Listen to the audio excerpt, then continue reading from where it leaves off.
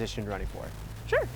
My name is Olgy Diaz, and I'm running for Tacoma City Council position number 7. It's spelled Olgydiaz. Another question, easy. How long have you been living in Tacoma for? I've lived here over 15 years. Basically, after college, came, settled in. I grew up out in the county, so it's not far away from my growing up, but this is where I decided to raise my life. Nice. Like I mentioned, we're doing interviewing the candidates, getting to know more about them as well. And we spoke with residents here beforehand and really asked them like, hey, what questions do you want us to ask the candidates so you can better get to know about their efforts as well? And a number of topics came up. Now, the first one that came up was a recurring theme was around crime. So what are your efforts around addressing crime here in Tacoma? Yeah, we've actually been standing up a lot of really constructive alternative response models in addition to fully funding our police force at the city. So we've got a fully staffed, fully funded police force. We're still about 13 shy of the budgeted amount.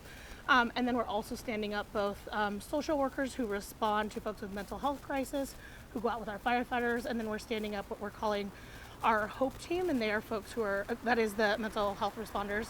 And then so we've also got community service officers who are going to be non-commissioned officers who are actually going to be able to respond to crimes not currently in progress, things like property crimes. Is going to help decrease that wait time, actually get folks to get an officer out. Don't need to send somebody with a badge to everything. So sort of figuring out how we can do the most with the resources we have available. Another topic that came up related to crime, but a little more specific. Parents really asked about, youth violence, on campus and your campus as well.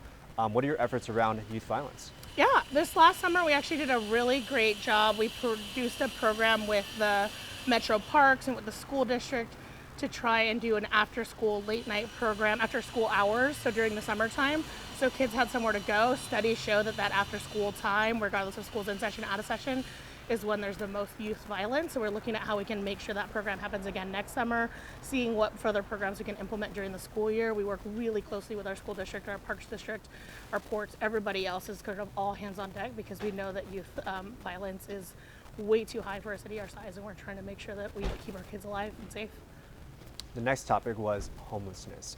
They talked about where a lot of they're seeing this issue persist in different communities, affecting small businesses. What are your efforts around addressing homelessness?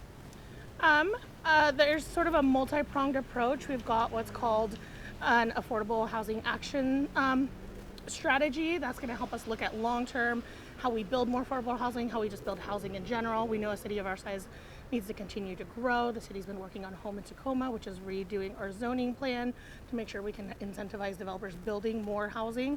That's going to help decrease costs as we get more stock online. Directly for homelessness and services, we're trying to provide more shelters. We've recently set up car camping, which has been a great success in terms of how quickly people are able to then turn around, get into more permanent supportive housing from the car camping site over at Holy Rosary. So I think it's all going really well. There's always more that we can do, but resources are finite. So we're just trying to get more creative about how we respond to the needs that are being identified by our folks who are in homelessness now, who folks are experiencing it, what kind of resources they're saying and identifying that they need so that we can diversify the shelter options the city is giving out.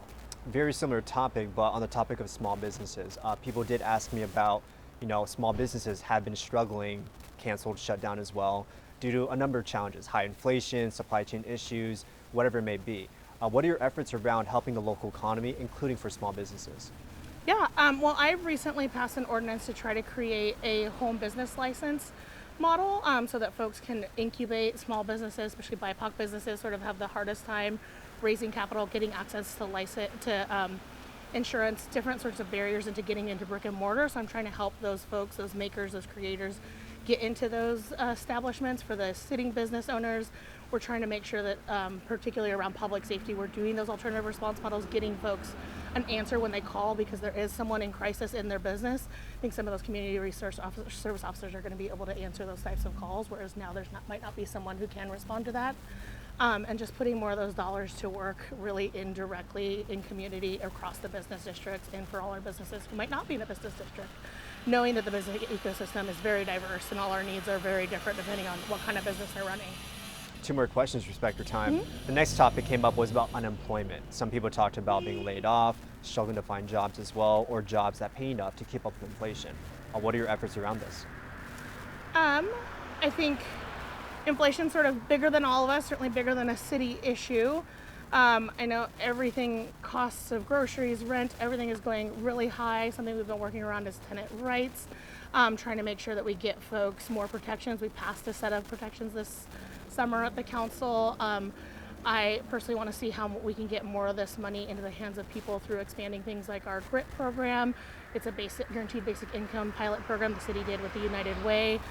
The more people trying to look at rental assistance, how we can help people actually get money in hand to stay in their homes, get the money they need in addition to supports from the state or from other levels of government. So I think the city has been really doing a good job punching above our weight in that field, and there's certainly more we can do to help relieve some of that pressure, including making sure that we're collectively bargaining good rights, good programs, good contracts with our labor workers.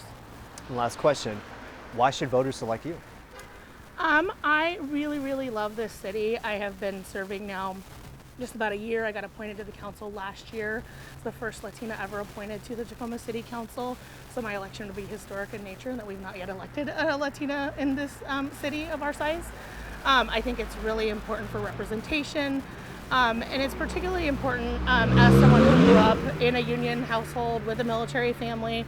My background really identifies with a lot of Tacomans across the area, so I kind of get what these different unique struggles are. I'm also in here working a day job in addition to my council work, so I really know what it takes to make ends meet in a city like ours. That was it.